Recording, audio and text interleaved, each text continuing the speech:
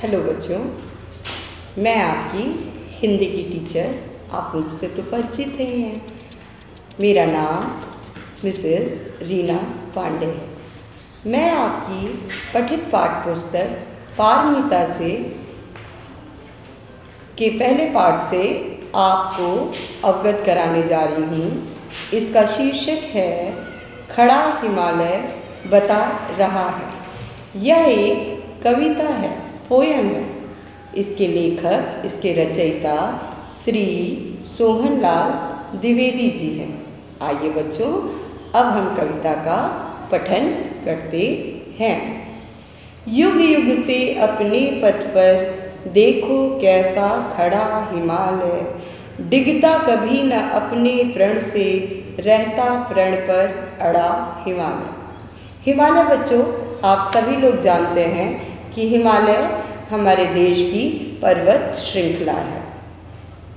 तो कवि यहाँ कहना चाह रहा है कि कई सालों से हिमालय अपने रास्ते पे वैसे ही दृढ़ होके खड़ा हुआ है। देखो कैसा खड़ा हिमालय। देखो बच्चों, ये कैसे हिमालय अपने पथ पे खड़ा हुआ है। डिगता कभी न अपने प्रण से, जो उसने ठान लिया। प्रण मतलब जो हमने ठाना है, जो हमने सोचा है, जो उसने ठान लिया उससे वे कभी नहीं हटता है। डिगता मतलब हटना। रहता प्रण पर अड़ा हिमालय, अपने वचन पे, अपने प्रण पे वे हमेशा ही खड़ा और अड़ा मतलब स्थिरता से, उसको हिलाया नहीं जा सकता है, वो विचलित नहीं होता है, वो खड़ा है। आइए नेक्स्ट पैरा देखते हैं। जो जो भी बाधाएं आईं उन सब से ही लड़ा हिमालय।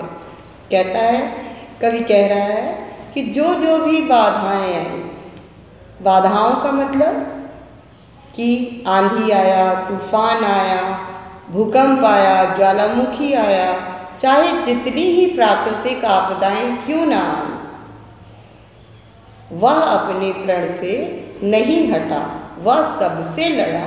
कहने का मतलब बच्चों ये है कि अगर हमारे सामने कोई समस्या आती है तो हम उस समस्या का समाधान करें। ये नहीं कि हम समस्या से डरकर भाग जाएं या उस समस्या से डरकर कार्य ही न करें।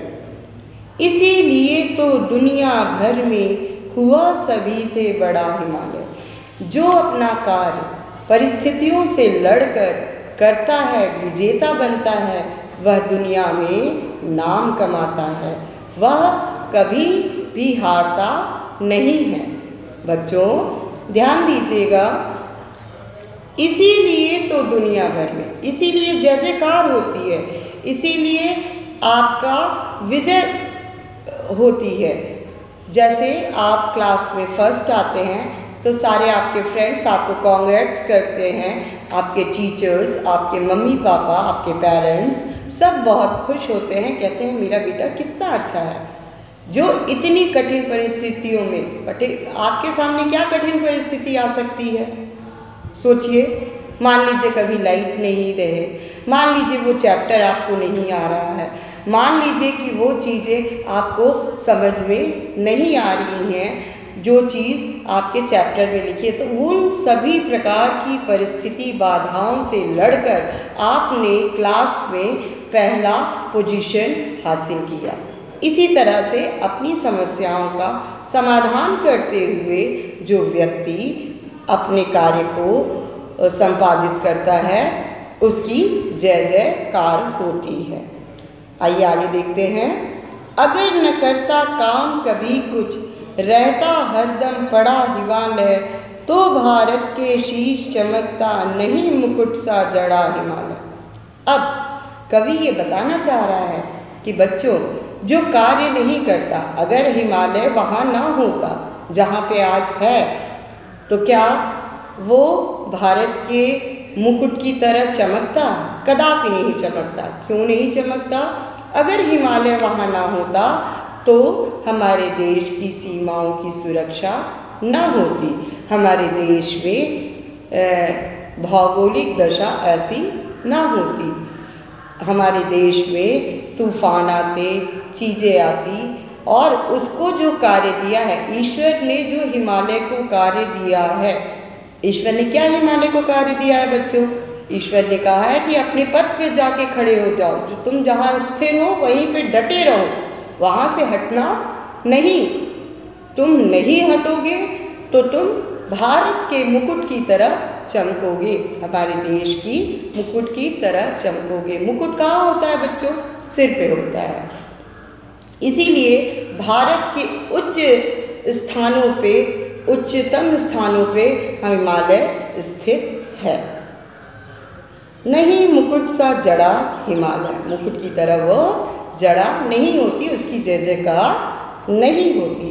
खड़ा हिमालय बता रहा है, डरो ना आंधी पानी में, खड़े रहो अपने पथ पर सब संकट तूफानी में। इसमें कवि कहना चाहता है कि बच्चों, बता रहा है कि तुम डरो नहीं, आंधी पानी तूफान वर्षा इन सब चीज़ों से मत डरो। ये सब क्या है?